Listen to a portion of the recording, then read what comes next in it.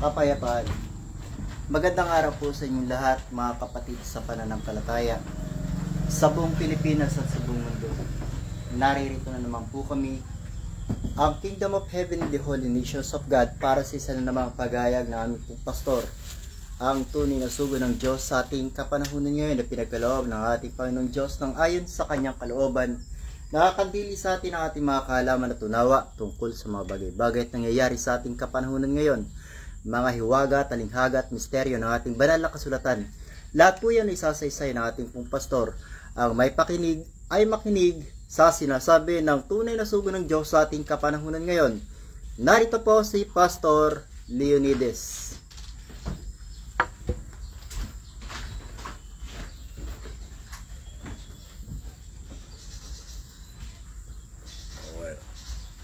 Sana ay magkaroon na ng magandang umaga sa inyong lahat na nakikinig ng salita ng Diyos. Sana ay lahat kayo ay maging tapat sa inyong mga napapangyan at sagawa upang magkaroon na ng pasimula ng kapayapaan na pinangako ng Diyos sa sangkatauhan kung ang tao'y masunurin. Dahil tinutukoy dito lahat ng tao, ano man kalagayan niya o saan man siya nalagay sa posisyon sa daigdig, sinasabi ng kasulatan may tungkulin sa Diyos. At ang batas at palantunan na nilalagay ng Diyos, ang tawag ninyong covenant o kaban ng tipan, ay kailangan matupad lahat ang nakasulat doon. Dahil kung hindi, lilipulin niya lahat ng mga tao ayon sa mga pangako at pahayag noon pa sa iba't ibang panahon hanggang sa ating panahon ay nahayag ito. Pero hindi mapaniwalaan. Kaya nga ihayag ko na ngayon ang mga bagong pahayag ng Ama sa sangkatauhan. Dahil sinabi niya noon pa, kalahating taon na ngayon nakaraan, kayo ay nilalang lang ng Diyos. Lahat tayo nilalang ng Diyos, nilikha upang alagaan niya dito sa ibabaw ng lupa, upang magkaroon ng buhay na masagana sa ibabaw ng lupa. Yan ang nagpasimula noong panahon ni Adan. Yan ang world history. Ngayon, yung world history na yan, nagpasimula kay Adan at Eva. Inilagay niya, nung nalagay niya ang tao, pinuno ang lupa, at naglalang din ang tao na inilagay niya sa hardin ng Eden. Anong ibig sabihin nito? Maliwanag ha. Nung lalagyan niya ang mga tao sa Genesis 1, taong material ang tawag diyan, kaluluwang buhay. Alright. Yung pangalawang pagkalalang ng tao na si Adan, nilagay niya sa Eden, isang kaluluwang magbibigay buhay. Gets nyo? Isang kaluluwang taong magbibigay buhay. Dahil ang tawag nila dyan sa tao, kaluluwang buhay. Pero yung pangalawang tao, kaluluwang magbibigay buhay. Yan naman ang tinukoy ni Jesucristo sa Bagong Tipan. Sa San Juan, Kapitulo 3, dumang sa taong kaluluwang buhay upang sila'y magbago sa pangalawang pagkalalang. Sibasahin mo, na kailangan ng tao ay isilang na muli. Sibasahin mo. Juan Kapitulo 3, talatang 16. 1. 1. Juan Kapitulo 1, talatang 1 or 14.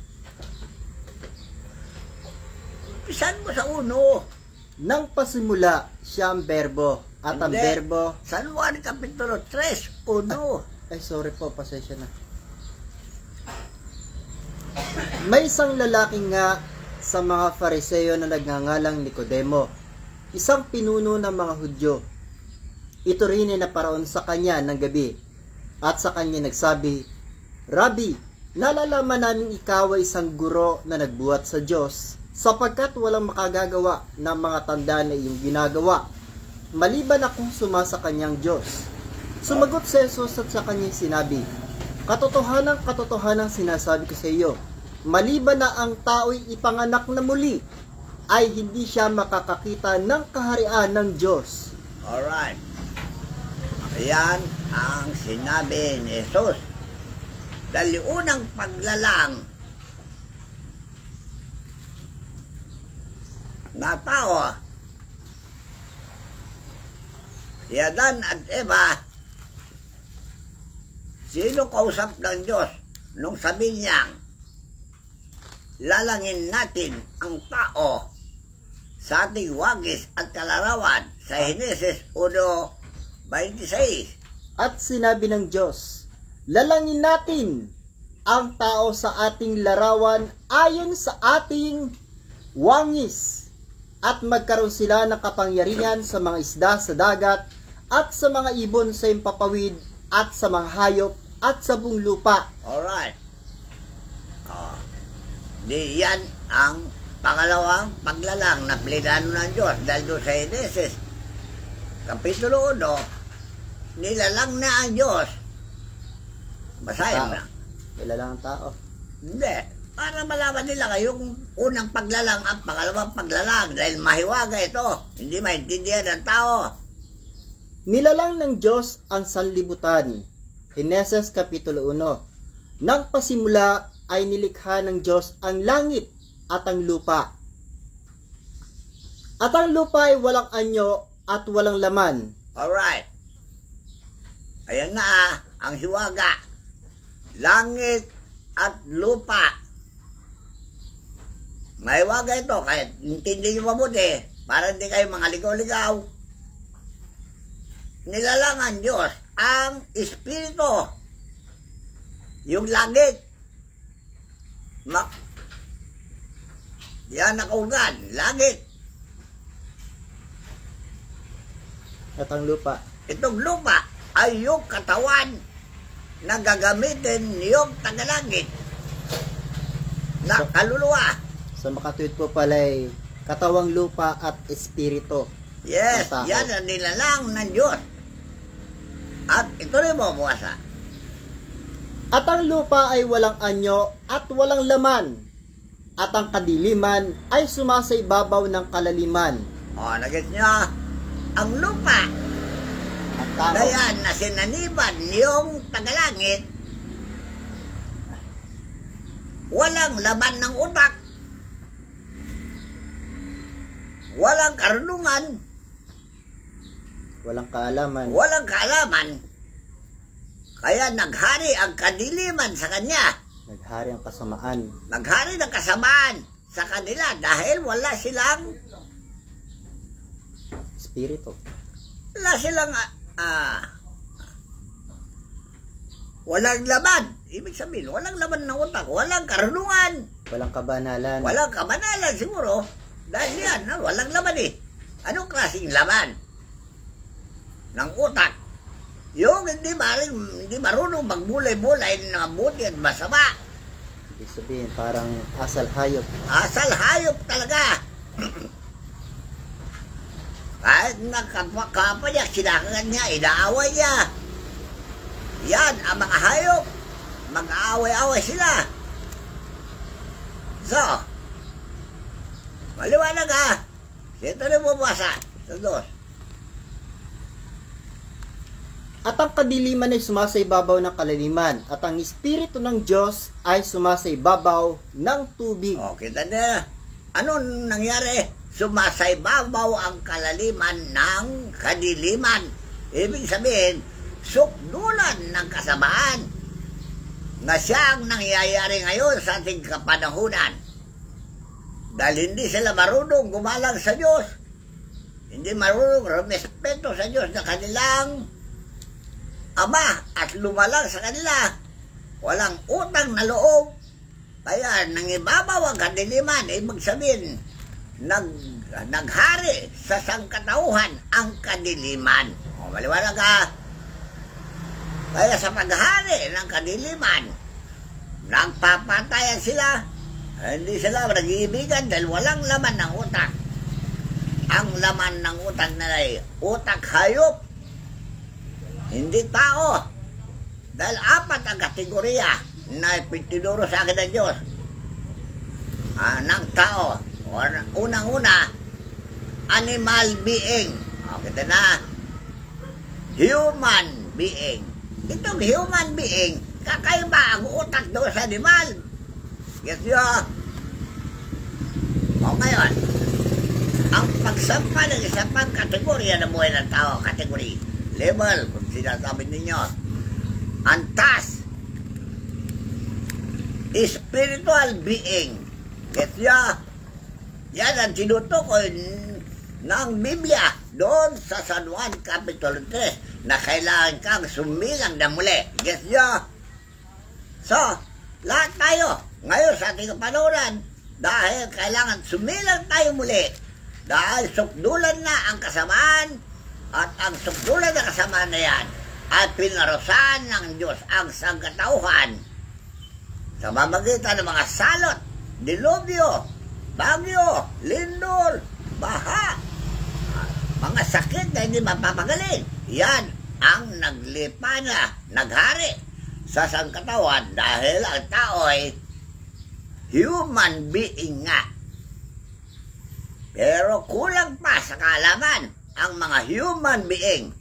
Mas mataas nga ang utak sa hayop, animal being, dahil ang tingin ng Diyos sa unang paglalang ay animal being. O, guess nyo na, animal being, lahat na nalalang niya dahil walang utak, walang kamalayan. So mabuti, basta para silang kanibal, nagkakainan, nagpapatayan. O, gets na. Kaya ngayon, yung pangalawang paglalang diyan sa Ineses, inilagay niya ang tao.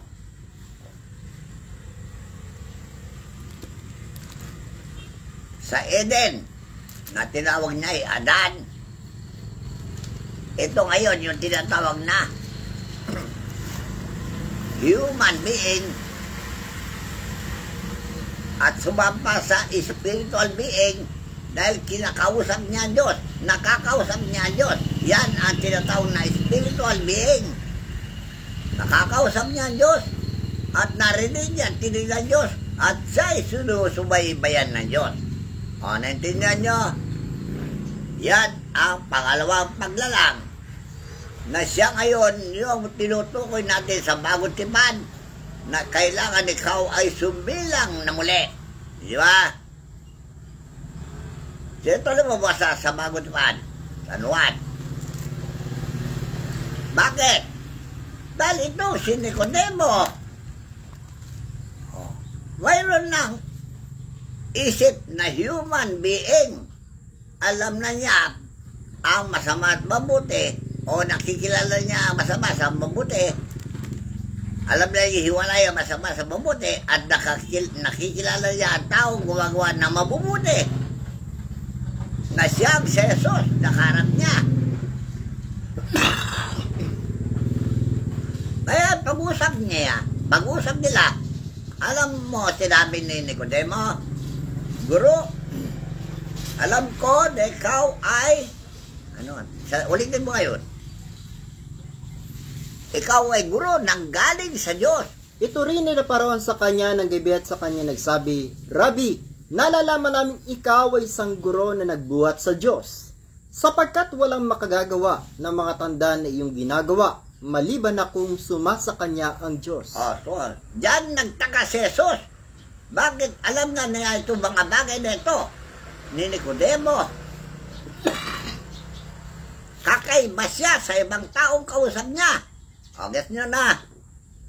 Bakit alam na niya, yung magkilala niya siya, makakilala na siya na isang taong makadiyos. O, guess nyo. So, nagulat si Jesus. Alam na niya at kilala din niya ang mga taong makadiyos. Sa mamagitan ng pagpapaliwanag niya itong bagay na ito. Ito, di ba? Walang mga tao makagawa. Sumagot si Jesus at sa kanya sinabi, Hindi. Yung sinabi ni Nicodemo na walang taong makagawa na gaya ng ginawa niya maliban kung sumasa kanya ang Diyos. sapagkat walang makagagawa ng mga tanda na iyong ginagawa, maliban na kung sumasa kanya ang Diyos. O, guess nyo na kung ano ang pagkakaiba ng isip ng taong materyoso at isip ng taong makaespirito.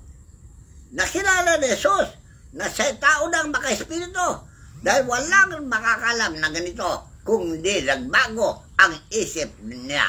Guess nyo? O ngayon sa ating panahon, mayroon ba sa inyo nakakilala ng isang taong makadiyos o makaespirito sa pamamagitan ng kanyang mga gawa? Kamo kayong ginagawa yung mga faith healer, manggagamot, ang daming manggagamot, ang daming faith healer, ang daming mga doktor. O, alin dyan ang makadiyos talaga? Faith Ganda na. healer. Kilala ba dyan ang mga taong makadiyos na nasa kanila ang Diyos na tinukoy ni Nicodemo? O sige, magbulay-bulay niyo, salita na yan dahil yan ang hiwaga, misteryo ng Ebanghelyo na hindi nyo nalalaman. Kaya nga, binigyan kayo ng Diyos ng isang pastor nakakandili sa inyo ng kalaman ng unaw at unawa. Di ba yun ang sabi ng Biblia doon sa Jeremias? O sino yung pastor na binigay sa inyo nakakandili ng kalaman ng unawa? Hindi ba si Jesus? Ngayon, sa ating kapanahunan, dahil wala na si Jesus, sino itong tinutukoy nakakandili sa inyo na kalaman ng unawa ngayon? Nakikilala na ba ninyo? Kung makikilala na ninyo, maniwala ko na kayo'y sumilang na sa Espiritu. Okay na. Guess nyo? Dahil pag hindi nyo pa makilala ang taong sumasanib at ay Diyos, kayo pa ay nasa dilim at ang dilim ay naghahari sa inyo hanggang sa panahon ito. Maliwanag ba? At ang maganda pa po dito, Ama na po ang nagpahayag sa kanya. Sabi po kasi sa Mateo 17, talatang 5, Hindi lang nga maintindihan dahil hayop pa rin sila. Hindi pa sila sumilang sa Espiritu. Wala silang maunawan. Bobo pa rin sila. Yan ang naghari sa buong sanlibutan. Yan ang sabi ng Henesis 1, 2. Yan ang tinutukoy na Henesis 1, 2. At ang lupa ay walang anyo, Yes. at walang laman, at ang kadiliman ay sumasaibabaw ng kaliliman. Yan ang tinutukoy. Yan bagay na yan na tema na ating pinag-usapan. Okay din na. Hanggang ngayon, naghahari pa rin ang kadiliman sa inyo. Dahil hindi pa kayo sumilang sa Espiritu. Dahil hindi nyo nakilala yung tinutukoy ng Ebanghelyo. Yung palang hiwaga ng Ebanghelyo. Kaya palang mga tao ay nababalot ng dilim. Talaga? Wala pang sumilang sa Espiritu. Hindi pa kayo sumilang sa Espiritu. Kahit na sinasabi nyo, ang religion nyo ay born again, hindi kayo born again, buang again. Tandaan nyo dahil hindi nyo alam at hindi nyo makilala yung tao na tinutukoy ni Nicodemo na gaya ni Jesus. O guess nyo na, yan ang hiwaga ng Ebanghelyo. Yung sinasabi po, gaya ni Jesus. Yes. Gaya, yun. Ala, matagal ka nang naghahayag. Hindi. Ito ang tinutukoy yun sa San Juan Kapitulo 1:14. Unawain nyo, basahin na. Unawain nyo makinig. At nagkatawang tao ang berbo. Oh, nakita niya siya si Jesus. Yan na, nagkatawang tao na ang berbo. At tumaan sa gitna natin. At nakita namin ang kanyang kaluwalhatian.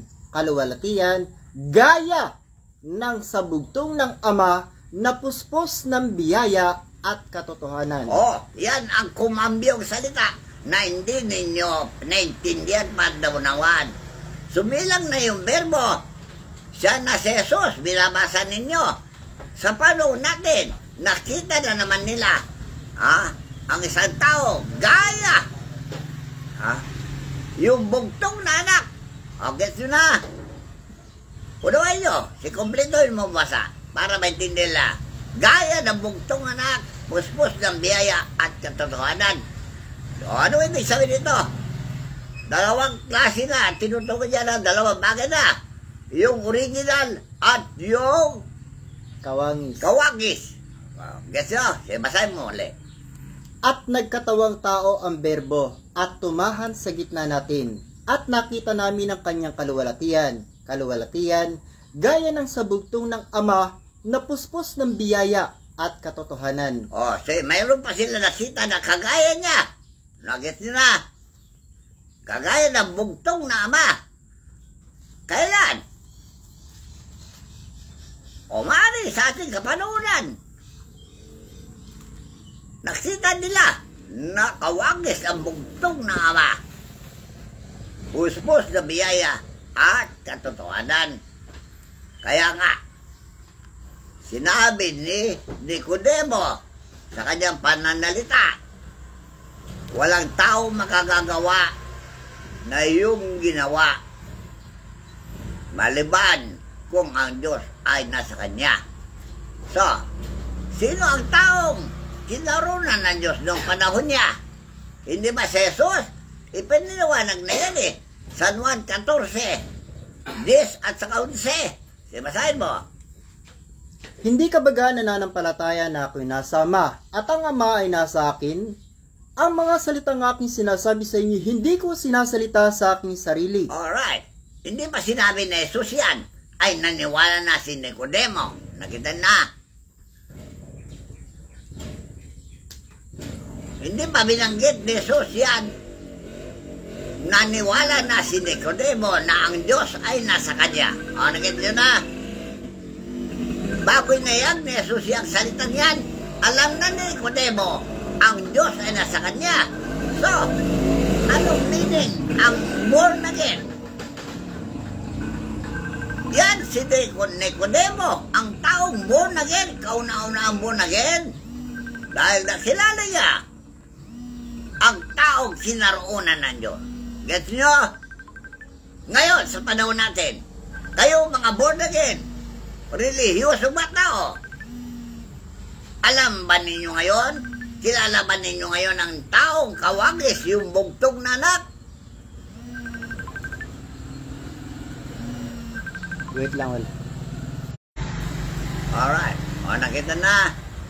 Hindi ba yung pamagat yung ating video? Ang sabi, yung nagayag,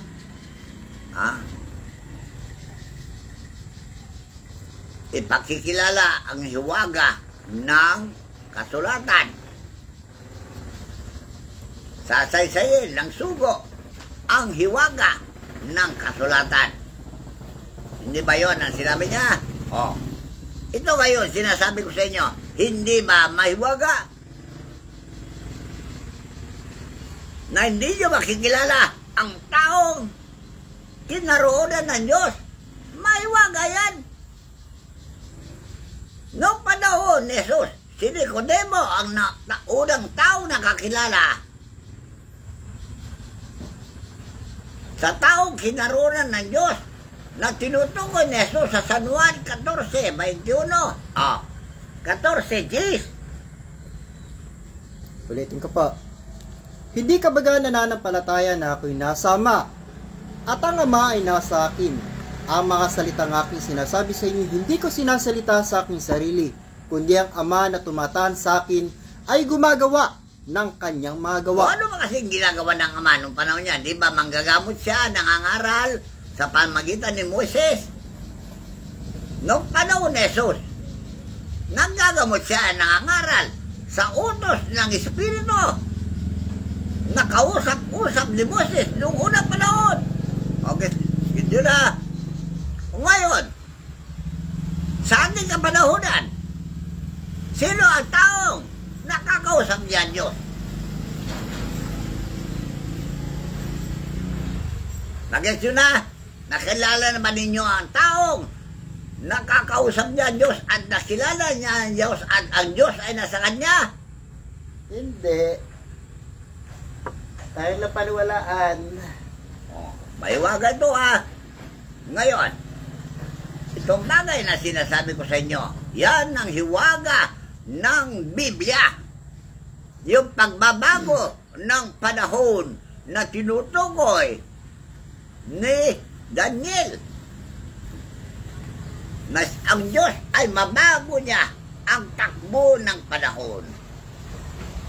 Okay na, nandun sa Daniel Kapitulo 2, yung panaginip ni Nebuchadnezzar, binigyan niya ng kahulugan na ang Diyos ay babaguhin niya ang takbo ng panahon at mapalad yung tao na nakakaunawa.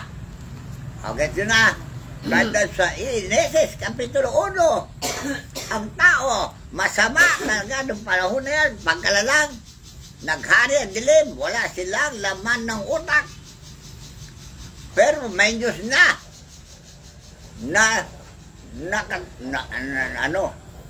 nasa ibabaw ng tubig na. Okay na. Ibig sabihin, mayroon na.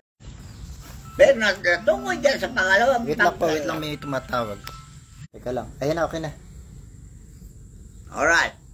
Pagpatuloy natin, pasensya na kayo dahil mayroong tumatawag, emergency, dahil mayroon mission ang aking mga alagad sa Pampanga. So, pinag-usapan nila yung sakyan na masakyan nila. Alright? So, ngayon, ipagpatuloy natin. Naunawaan nyo yung tinatawag na pagbabago ng panahon, pagbabago ng takbo ng panahon. Ang tagal na yung Genesis.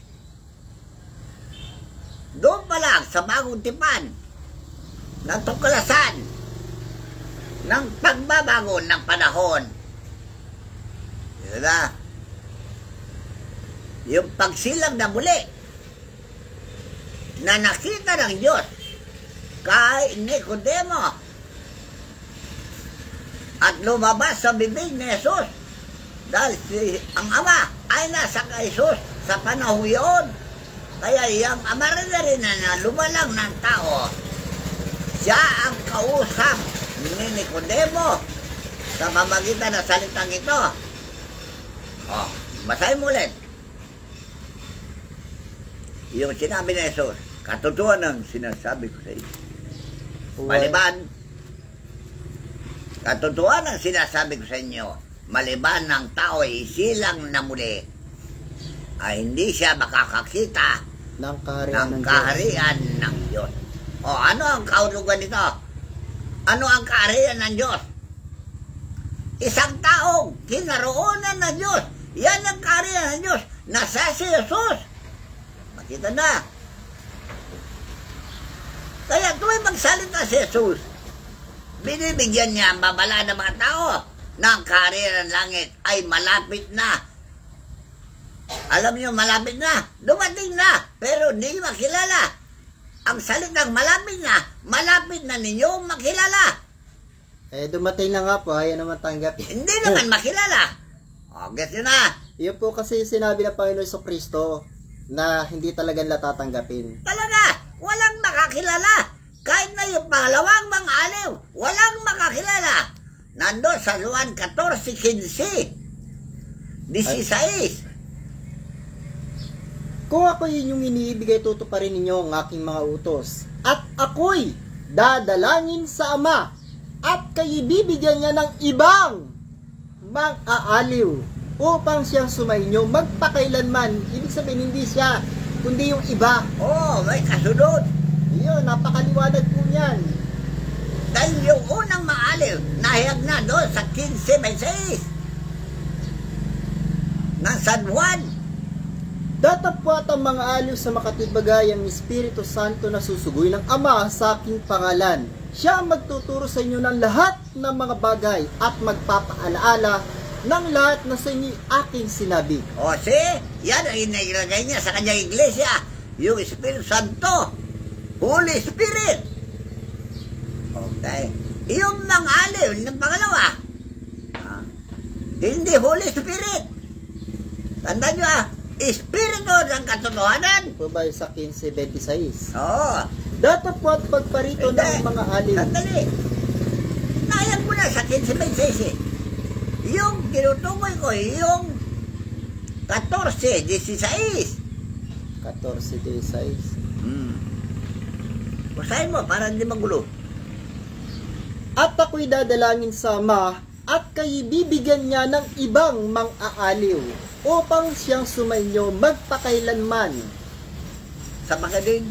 Sa makatwidbagayang Espiritu ng katotohanan na hindi matatanggap ng sanlibutan, sapagkat hindi nito siya nakikita, ni nakikilala man siya.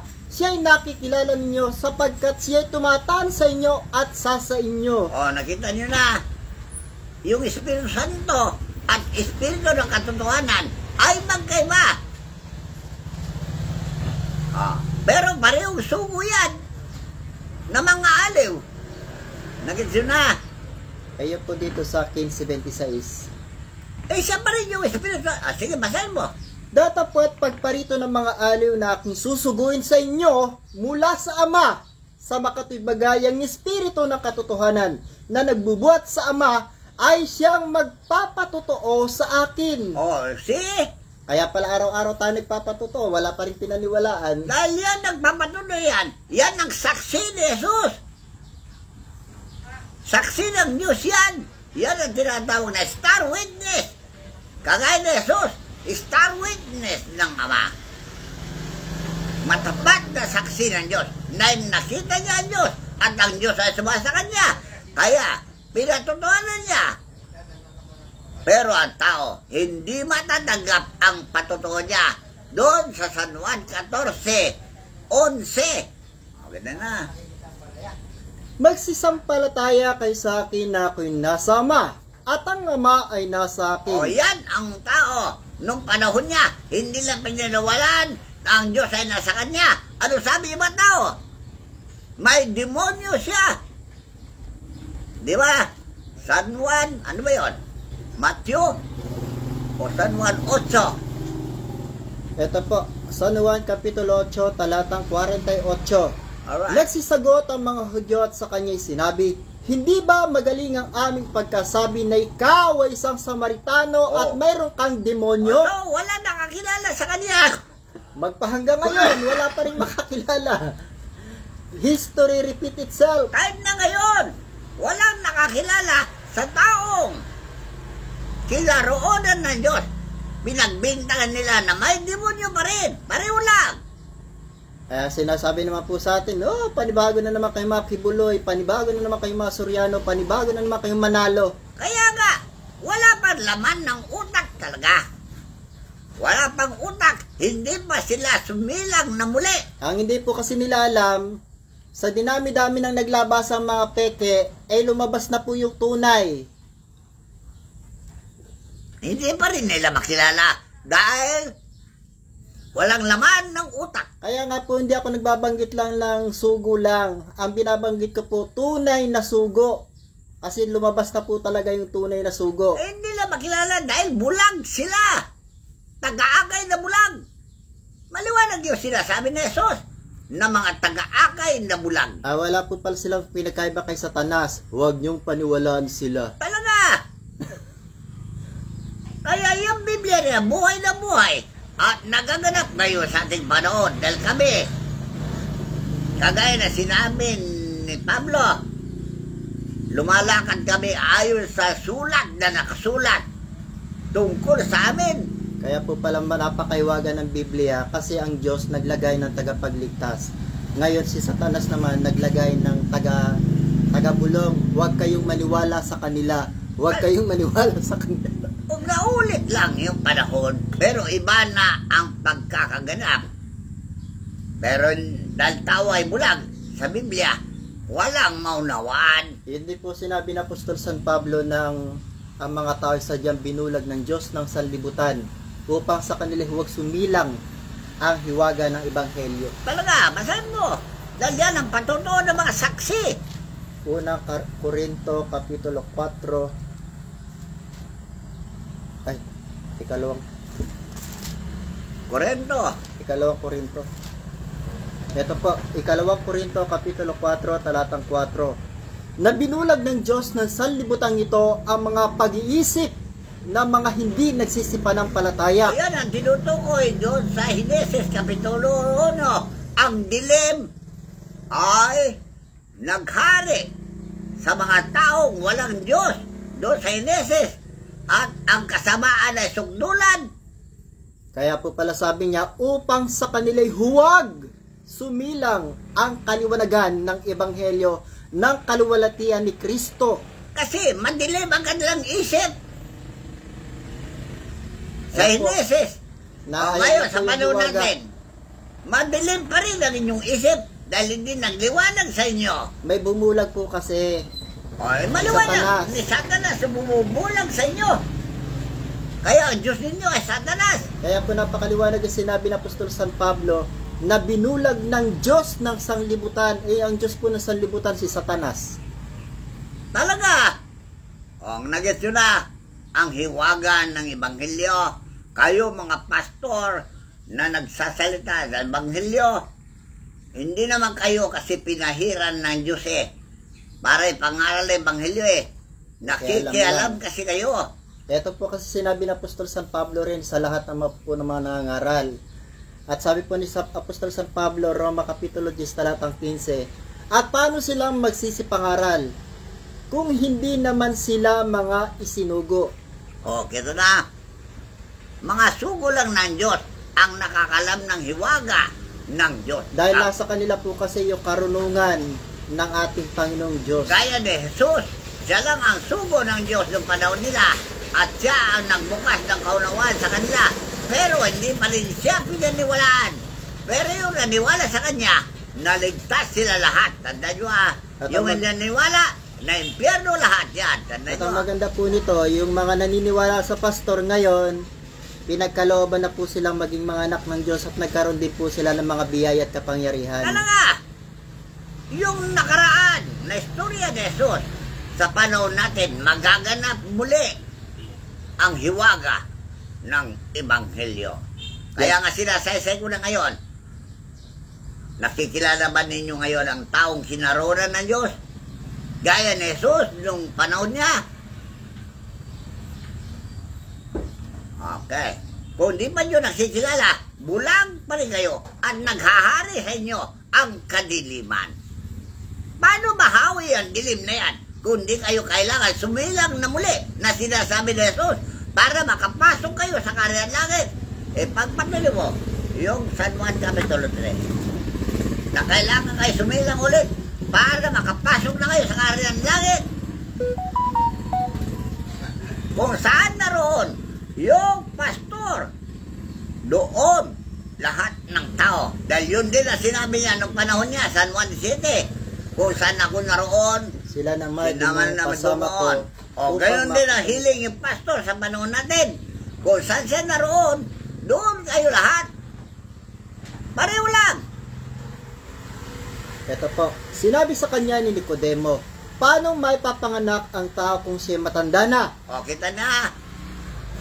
Kahit na naunawaan na niya ibang bagay, hindi pa rin niya na naunawaan ang lahat ng bagay. O, ganito na.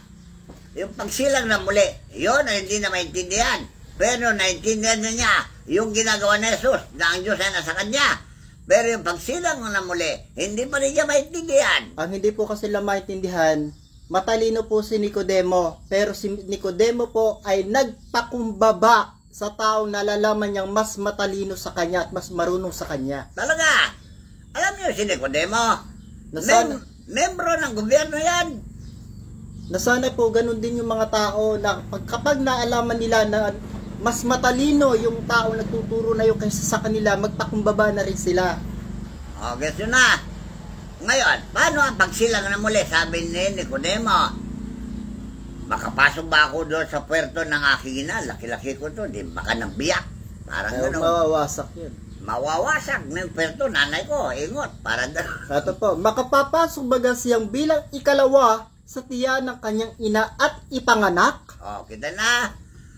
O, Sagot po ni material ang pinag-usapan nito. Ngayon na, o kung kayo ay malisyoso, ano kaya ang pakiramdam ninyo? Ito po, sagot ng Panginoon.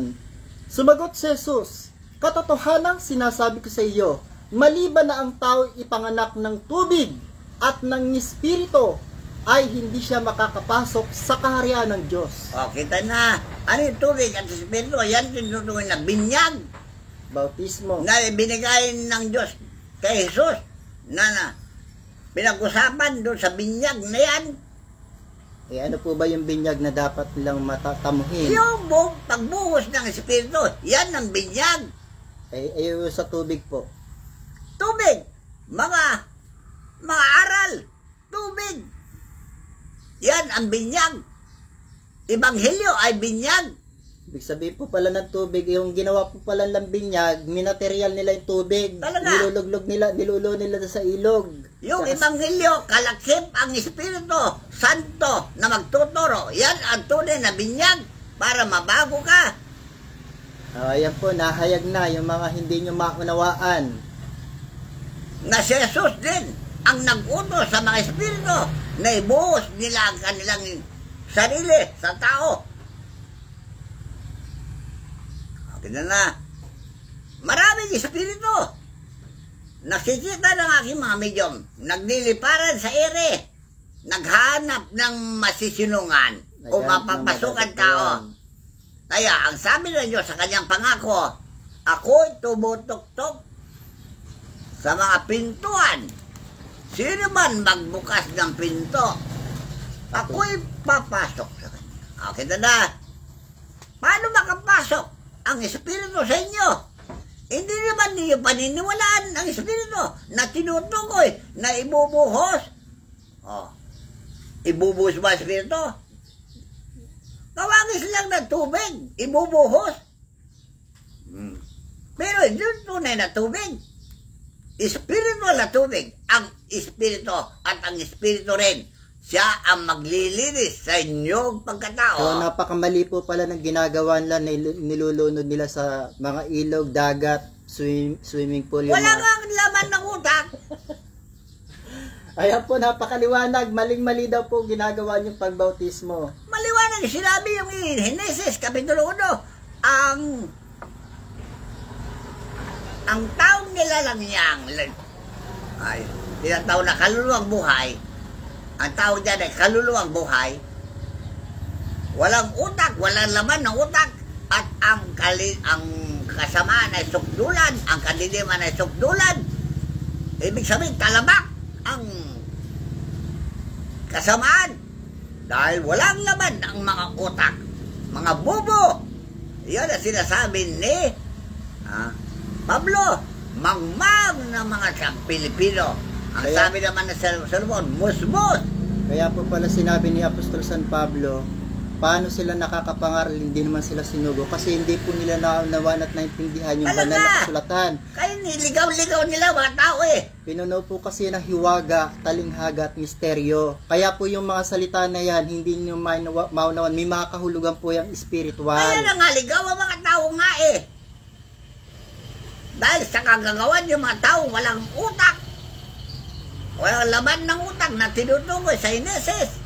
Kaya nga po nandito na yung espiritu ng katotohanan para po maipahayag na sa inyo at mabuksan na yung mga hiwaga ng Ebanghelyo. Panahon na po kasi para mahayag na yung mga hiwaga ng Ebanghelyo.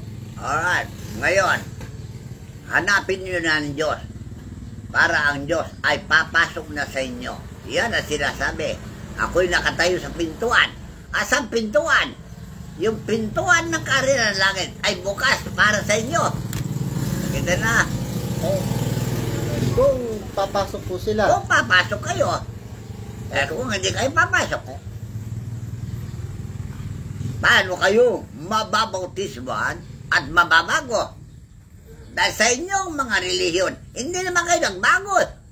Talamak pa rin ang kadiliman sa inyo. Lalo na yung mga bago-bago balita ngayon. Isang relihiyon na nag-aaway, nagtatalo-talo na, sila magkakapatid, magkain na. Nagdidimandahan na. Paano ngayon yan? Ay ganun din sa pare. Nangumpisal na mga pare na nagsisis sila, pero nagpapatuloy pa rin.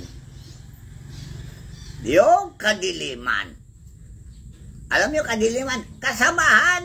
Ano yung masama?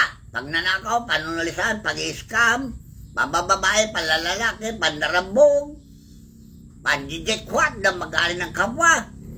Usong-uso pa rin yan, na yan ang pinagbabawal sa 10 utos. Sumamba kayo. Wala namang espiritu sa inyong simbahan. Meron ba banal espiritu dyan sa simbahan ninyo para magtuturo sa inyo? Di pa rin kayo nagbago mula noon hanggang ngayon. kasi po sinabi ng Panginoon, kapag kasi yung mga sumusunod sa kanyang utos at sumasampalataya sa kanya, magpapakahayag po siya, magre-revelasyon. Pinaliwanag na ni Jesus eh. Pinaliwanag na nga ni Jesus. Malinaw na. San Juan 14:22. Hindi pa rin yung paniwalaan. Saan po ba natin? Sige. Juan Kapitulo 14, talatang 21 hanggang 23. Ang mayroon ng aking mga utos sa tinutupad, ang mga yaon ay siyang umiibig sa akin. At ang umibig sa akin ay ibigin ng aking ama, at siya'y ibigin ko, at ako'y magpapakahayag sa kanila, sa kanya. Hindi, San Juan 4:22. Ay, San Juan 4:22. Sige. Yun, pwede yun.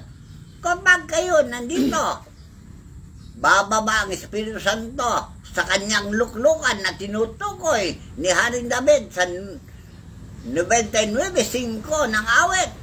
Kung saan siya nakaluklok, doon kayo pupunta at sumamba. Nagyan na. Basahin po ba natin? Awit 99:5. Dahil si Jesus, nakaluklok na ang Diyos sa kanya. Noong panahon niya, permanente, nanahan. Dahil yun ang usapan nila ni Juan Evangelista, Juan Sa panahon po Bautista. natin ngayon. Kung nakita mo Espiritu at bumaba at manahan sa kanya, yun ang babautismo ng Espiritu Santo at apoy. Kanino nanahan ng Diyos? Hindi ba kay Jesus? Yun din ang luklukan ng Diyos na hinula ni Haring David sa 99:5 ng awit. Dahil Ibunyin ninyo ang Panginoon nating Diyos at magsisamba kayo sa harap ng kanyang tungtungan. Siya'y banal. okay, yung tungtungan na luklukan, pareho lang yan ha. Sino po ba itong mga tungtungan at luklukan? Mga tao na ginagamit ng Espiritu ni Kristo. Po, napakaliwanag po niyan. Kung di makilala, talaga bulag pa rin kayo. At walang laman ng utak. Hindi pa kayo sumilang na muli na gaya ni Nicodemo. Mabuti pa si Nicodemo. Siya ang kauna-unang taong born again dahil nakilala na niya ang taong kinaroonan ng Diyos. Ngayon sa ating panahon, sino sa inyo ang taong nakakilala sa taong kinaroonan ng Diyos? Kailangan nyo pong makita yan, mahanap. Hanapin nyo ngayon. Utos po yun ng propeta at ng Panginoon. Dahil nasa kanya ang Diyos. Tandaan nyo ha. Kaya sabi ng Biblia, kay Sepanias 2:1. Zephanias Kapitulo 2, talatang 1. Ang bayan ay pinagsabihan na hanapin ang Panginoon. Kayo ba hinahanap nyo ang Diyos talaga? Hanapin na ninyo habang may panahon pa. Kapirahan daw po yung hinahanap. Okay, habang may panahon pa, bago kayo matagalan ng baha, o dilubyo, o peste. Sa Libya daw po, nasa 20,000 na raw po Hindi yata yun yung nangyayari namatay. na sa mga tao walang Diyos. Walang tao hindi kumikilala sa Diyos. Ayan o, nililipol na sila ng Diyos. Tulad ng pangako niya kay Zacarias. At kay si Panyas naman, pinayuan siya ng Diyos. Nasabihin na hanapin nga ang Diyos bago mahuli ang lahat. Sinabi ni si Panyas, bago kayo mahuli, bago kayo madilubyo, bago kayo madaganan ng Ito mga... po ang sinabi ng Panginoon sa Deuteronomio Kapitulo 28, talatang 63. Sige. At mangyayari na kung paano ang Panginoon ay nagagalak sa inyo na gawin kayong mabuti at paramihin kayo, ay gayon magagalak ang Panginoon sa inyo na ipalipol kayo at ibuwal kayo at kayo'y palalayasin sa lupa na inyong pinapasok upang ariin. O Nangyayari yan, po lahat. nagaganap na ngayon. Ipalipol kayo. Sino'y manlilipol? Si Haring Kamatayan at yung apat na prinsipe. Kaya po pala winawasak na yung lahat ng kanilang mga tahanan. O yan na, Sinusunog. yung manlilipol. Apokalipsis, Kapitulo 7. Tandaan nyo. O sino yung anghel na umakyat sa sigat na araw? Basahin nyo yan na. Para hindi kayo maging bobo. Ito po, tapusin na natin at Sige. tumatawag. Ang bayan ay pinagsabihan na hanapin ng Panginoon. Kayo'y magpipisan, oo magpipisan, o bansang walang kahihiyan. Bago ang pasya'y lumabas, bago dumaang parang dayami ang karawan, bago dumating sa inyo ang mabangis na galit ng Panginoon, bago dumating sa inyo ang karawan ng galit ng Panginoon, Ayan, nagbigay ng warning shot si Panyas. Tuloy mo. hanapin ninyo ang Panginoon ninyong lahat na mamo sa lupa na nagsisigawa ng ayon sa kanyang kahatulan. Hanapin ninyo ang kaamuan, hanapin ninyo ang katuwiran, hanapin ninyo ang kaamuan. Kay pala ay malilingid kayo sa kaarawan ng galit ng Panginoon. O, yan ang tinutukoy ng mga propeta na lumapit na kayo at tayo magkatiwiranan. Sabi niya kay Isaias 1:18. Ayun lumapit, ayun yung hanapin, mailap kayo para kayong kusa sa bundok. Para mahuli kayo ay kailangan nyo pa mabaril. Ano gusto nyo mapatay bago kayo sumuko? Alright, naintindihan nyo ngayon? Ang hiwaga, ang mailap na hayop ay binabaril. Pero sabi po sa Isaias 1:19, kung kayo'y magkusa at magmasunurin, kayo'y magsisikain ng buti ng lupain. Ang ganda ng alok ng Diyos. Reconciliation. Makikasundo na kayo sa Kanya. Pero may pasubali po siya sa 20. Sige. Ngunit kung kayo'y magsitanggi at maghimagsik, kayo'y lilipulin ng tabak. Ayan. Ang lipol na yan, balibalita na sa Facebook. Pakinggan nyo. Manoorin ninyo kung paano nalipol ang 2,000. 20,000 20,000 sa na tao Libya. sa isang kisang mata. Ay basa po ng disyerto yung bakit binaha. Okay, tandaan ninyo na nagaganap na ang hula ni Kristo. Nagaganap na ang hula ng mga propeta. Wala pa kayong pakiramdam. Mga reboldo kayo, bingi kayo talaga. Iba't ibang panig na po ng iba't ibang bansa ang niyayanig ng kapangyarihan ng Diyos. Kaya binibigyan ko na rin kayo ng babala. Ngayon, kagaya ni si Panyas. O hindi naman ako si Panyas. Ako si Leonides. Yun po kasi yung mensahe ng 4 na prinsipe na gagampanan na nila yung kanilang mga tungkulin. Kaya sinasaksihan ko sa harapan ninyo ngayon ang galit ng Diyos sa inyo. Nagaganap na. Hindi naman po kasi yung Diyos yung gumagawa niya, nag-uutos po siya. Kasi po sabi niya, ipalipol. Ibig sabihin may mga gagawa, Talaga? may mga gaganap. Siya lang taga-utos. Utosan niya yung papatay. Utosan niya yung sesentensya sa inyo. Sinong utosan niya na sesentensya? Di ba si Miguel Arcangel? May daladalang tabak. Alam niyo tabak? Salitang masasakit para maramdaman ninyo. O ano narinig niyo sa akin? Tabak ba na espiritu? Hindi pa. Ano yung tabak? Salita ng Diyos. Ito naman po ang sinabi ni Propeta Malakya, sa lahat naman po ng mga natatakot, may pag-asa po kayo maligtas. Talaga! Sabi po niya, Malakyas Kapitulo 4, talatang 2. Ngunit sa inyo na nangatatakot sa aking pangalan, ay sisikat ang araw ng katuwiran na may kagalingan sa kanya mapakpak, at kayo'y magsisilabas at magsisiluksong parang guya mula sa silungan. Bakit sinabi niya may kagalingan? Dahil natupad yung Apokalipsis. 1:3-19. Ang lahat kong inibig ay aking Sinasaway at pinarusahan. Kapag naraparusahan ka, may kagalingan ngayon. Pag lumapit ka, nagets nyo na. Kailangan lang po pala lang magsikap, magsisi at magbago at Doon magpakumbabang ngayon, sa Diyos. tutok-tok sa puso mo. Kung gusto mo papasukin ng Diyos o hindi, ikaw magpasya. Lalo-lalo yung mga sinasapian ng mga masamang espiritu. Pag pinalayas namin, tutok-tok na ang Diyos sa puso mo. Kung tanggapin mo ang Diyos o hindi. Kung hindi mo tanggapin ang Diyos, babalikan ka ni Satanas, tandaan nyo.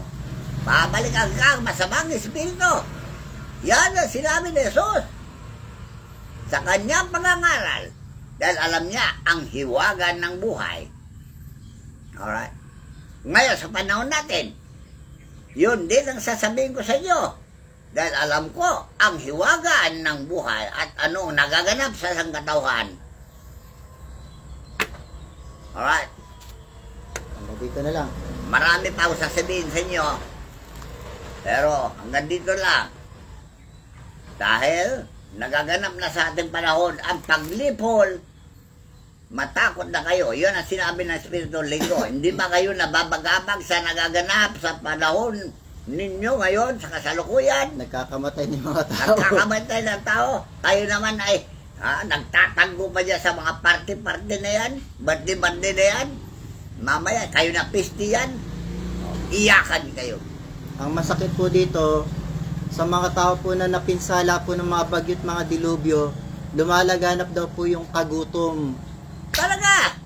Yun nga po yung tinanong ko sa kanila, paano po kaya kung sa atin yan mangyari? Paano hindi maging kagutom? Lahat ng pananim nila ron ay nasira na rin ng baha. Mga tahanan po nila nawasak, mga kotse para lang basura, dinala sa mga ilog na binaw na Sa sa palagay putik. nyo, yung syudad na yun, walang negosyo mga tao doon? May negosyo yun na nawala. Alright, so, hindi ba kayo naawa sa mga tao na yan? Na nangamatay? Ano sabi ni Hari Solomon? Huwag kayong magalak kung ang mga tao ay nangangamamatay. Tandaan Kasi nyo po, hinula rin po kasi ni Propeta Sefanias, ito po, Kapitulo 1, talatang 17 hanggang 18. Sige, basahin. Ito po yung aking pong huling mensahe para po sa lahat. Sana po pagbulayan nyo po ito. At aking dadalhan ng kapisahan ng mga tao na sila'y magsisilakad na parang mga bulag, sapagkat sila'y nagkasala laban sa Panginoon, at ang kanilang dugo ay mabububo na parang alabok, at ang kanilang katawan ay parang dumi. Kahit ang kanilang pilak o ang kanilang gintuman ay hindi makapagliligtas sa kanila sa kaarawan ng kapuotan ng Panginoon. See? Maliwanag yun Situloy. Kundi ang buong lupain ay masusupok sa pamagitan ng apoy ng kanyang paninibugho. O saan na nibugho ang Diyos sa inyo? Dahil ang inibig nyo ay salapi. Pilak at ginto ang inibig ninyo. Maligit kayo sa Diyos. O, maligtas ba kayo ng ginto ninyo? Pilak ninyo yan? Tama ba yung sinabi ni Sefanias? Talaga hindi makapagliligtas ng pera, tandaan nyo. Wala magagawa yung kayamanan ninyo. Kayo mga mayayaman sa mundong ibabaw. At kayong mga relihiyon na nagpapayaman, hindi makapagliligtas sa inyo ang salapi. Kaya po sabi niya, sapagkat wawakasan niya. Wawakas. Oo, isang kakilakilabot na wakas nilang lahat na nagsisitahan sa lupain. O, kita nila. Napakalupit. Hindi kayo maniwala dyan. Gusto nyo makita ulit? Mga unggoy kayo talaga. Yan po. Hinihintay Wala kayong awa sa taong namamatay. Si Jesus, nung panahon niya, awang-awa siya. Kaya tinubos niya ang kasalanan ng tao. Ngayon, sa panahon natin, mayroon taong naawa sa inyo. Kaya gusto niyang tumusin kayo lahat. Hindi na aprobahan ng Diyos yan. Istoryahin ko na naman sa inyo. Wala na naman kayong maniwala. Kaya huwag na kami mag-istorya. Dahil wala rin kayong paniniwalaan. Basta, Biblia na lang pag-usapan natin.